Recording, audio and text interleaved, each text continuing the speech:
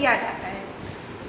Virtual reality क्या होता है कि गेम जोन के अंदर ज़्यादा यूज होता है कि एक हेडसेट होता है, वो हम वियर करते हैं एंड हमें लगता है हम किसी और वर्ल्ड के अंदर गेम को प्ले कर रहे हैं और उसी का एक पार्ट बन जाते हैं। अगर चैटजीपीटी में डालते हो और आप उसे बोलते हो कि मेरे लेसन प्लान का फॉर्मेट ये है जो केवी में चलता है, तो वो आपको उस चैप्टर का पूरा केवी के फॉर्मेट में लेसन प्लान बना के दे देगा।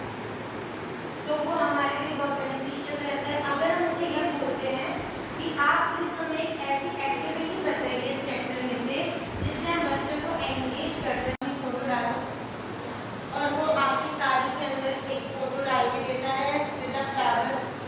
तो वो वाली चीज का बहुत ट्रेंड चल रहा है। तो आप जो भी प्रॉम्प्ट दोगे तो इट इज नॉट सेफ उसका कौन आएंगे आपके, बट आप ऐसी चीजें कर सकते हैं।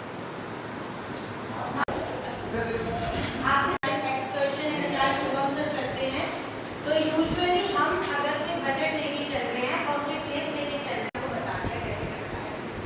एनालिसिस जो बड़ी बड़ी कंपनीज होती हैं वो एनालिसिस करती हैं, अगर उसकी सेल पर्टिकुलर ईयर में कम हुई है उसको क्विज़ेस जनरेट करने में, असाइनमेंट और टेस्ट में भी हम यूज कर सकते हैं।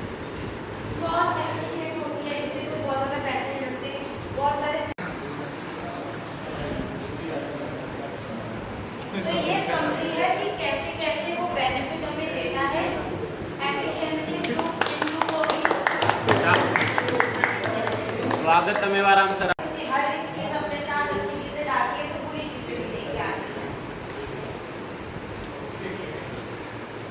प्राइवेसी कंसर्न्स होते हैं, अगर फॉर एग्जांपल हम अपना कोई भी पर्सनल डेटा दे रहे हैं तो वो एक प्लेटफॉर्म